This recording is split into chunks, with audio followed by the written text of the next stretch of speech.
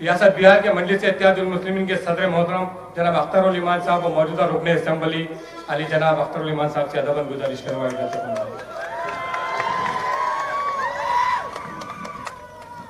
وطن عزیز کے بہت ہی معروف مشہور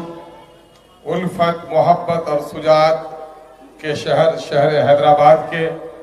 مقامی انتظامیہ کے تعلق سے کارپوریشن کے الیکشن کے مرکزی جلسے میں ہم سبوں کے محبوب نظر میدان سیاست کے ولی کامل جناب بیرسٹر اسدالدین اویسی صاحب،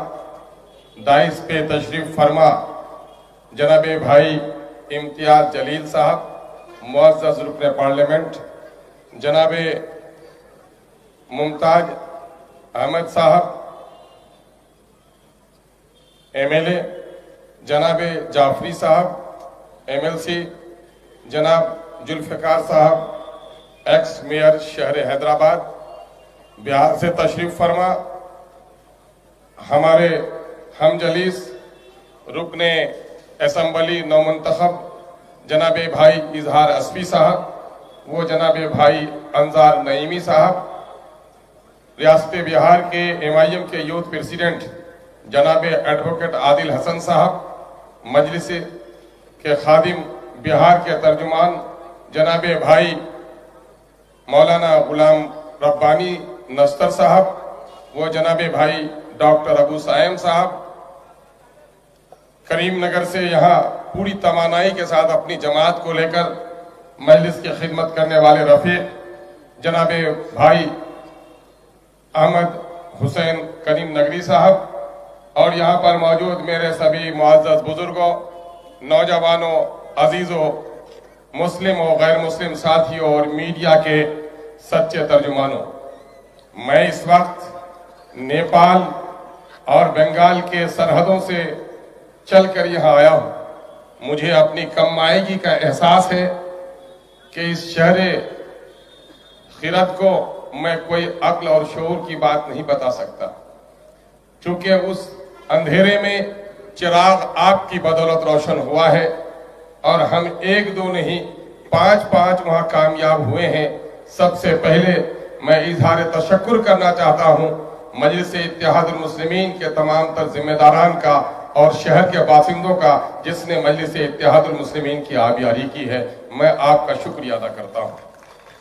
میں اس وقت 2 باتیں مختصر کہنا چاہوں گا کہ الیکشن کے تعلق سے،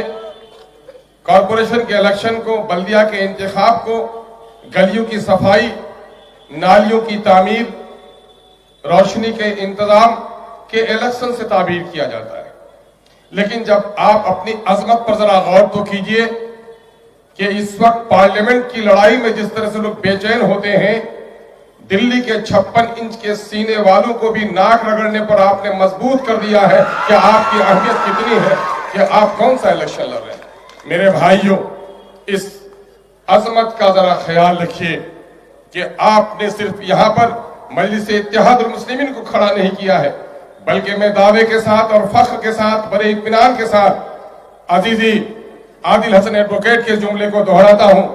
کہ بھلے ہی وطن عزیز کے لیے دارالسلطنت کے نام پر دلی کا نام لیا جاتا ہے، لیکن پورے وطن میں، پورے بھارت میں کسی بیٹی کی عزت لٹتی ہے،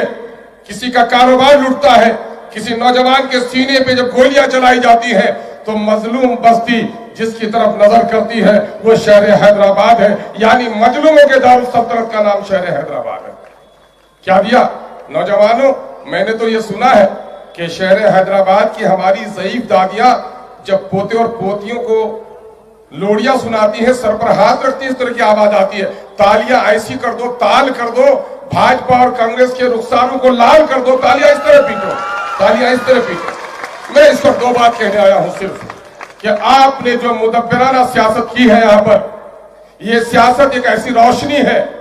کہ پورے ملک میں اس کی روشنی پھیل رہی ہے۔ ڈاکوؤں نے، لوٹیروں نے یہ سمجھا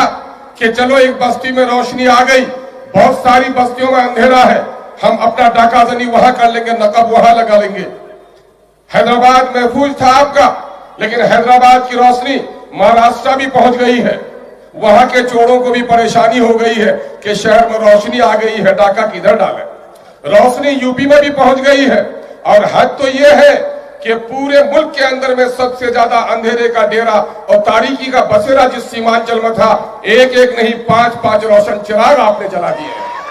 اور بنگال کے اندھیروں میں بھی آپ کا انتظار ہے۔ اس لیے لٹیروں کی جماعت میں بے چینی پیدا ہو گئی ہے کہ روشنی سے عداوت ہے تو چراغ جلانے والوں کے بازو کو مروڑنا ہوگا، اور یہی وجہ ہے کہ نفرت کے سوداگروں نے گجرات سے آ کر آپ کے ہاں ناپاک قدم جمانے کی کوشش کی ہے۔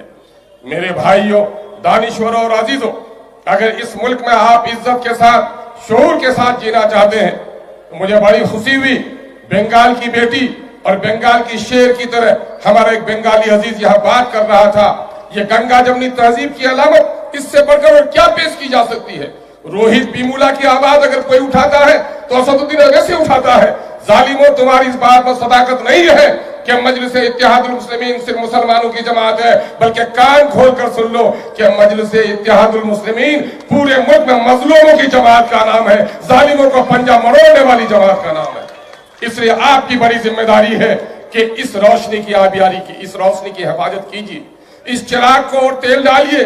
دیکھیے، درخت پودا جب کھڑا ہوتا ہے تو اس کو زمین چاہیے، اور جڑیں جتنی پھیلتی ہیں، ٹہنیاں اور اس کے ساتھ اگر جڑوں میں پانی ہو، آبیاری ہو، کھاد ڈالے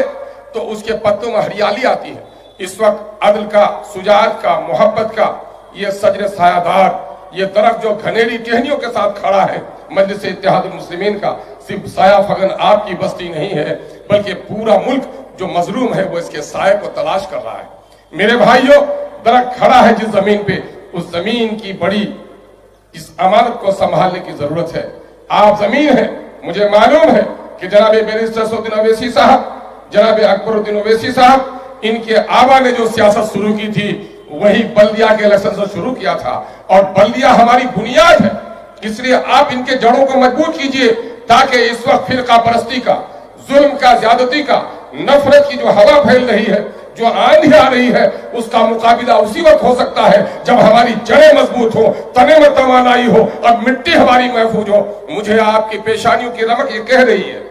میں کل تھا جناب بھائی ماجد صاحب کے حلقے میں، جناب بھائی مظفر حسن صاحب کے حلقے میں، جناب سرفراز انجینئر صاحب کے حلقے میں،